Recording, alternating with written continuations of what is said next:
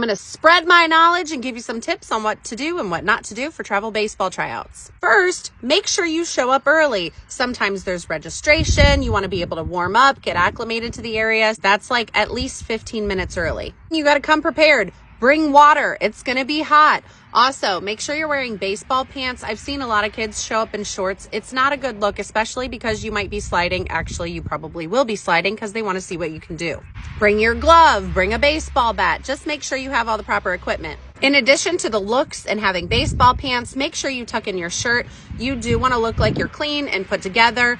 It is just proper etiquette to make sure that your shirt is tucked into your baseball pants. Next, make sure your kid is ready with a positive attitude. A huge thing coaches look for, and I've said this in other videos, you have to have a positive attitude. Look like you're excited to be there. Encourage your kid to have positive interactions with the coaches and other players. Also, just make sure they're not getting upset if they make an error. That's not going to be a big deal. It's really how they react to that error, what the coaches are looking for. Make sure they stay humble. So on the opposite side, if they do something amazing, you don't want to gloat and showboat and that kind of thing. Also for your kid, make sure they go out there and have fun. They just want to see how you play. Sometimes they are going to make mistakes, and so don't let that get down on them, and make sure they're just having fun, having a good time, looking like they enjoy the game of baseball. Now, for you parents, I do suggest you keep your mouth quiet. A lot of parents like to get all up in there. They're talking to the kid the whole time during the tryout. They're trying to coach them, correct them.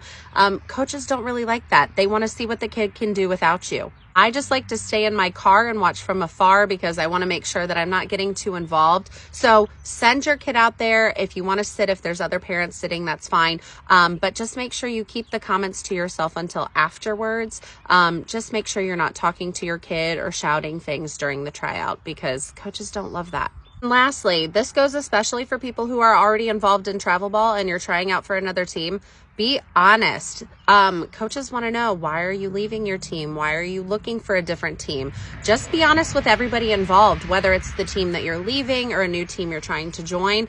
Honesty is the best policy, and it causes a lot less drama in politics. Those are just kind of some tips off the top of my head that I can think of. I know a lot of teams are posting tryouts right now. Some of them might not be for another month or so, but there you go. Let me know if you guys have any more questions.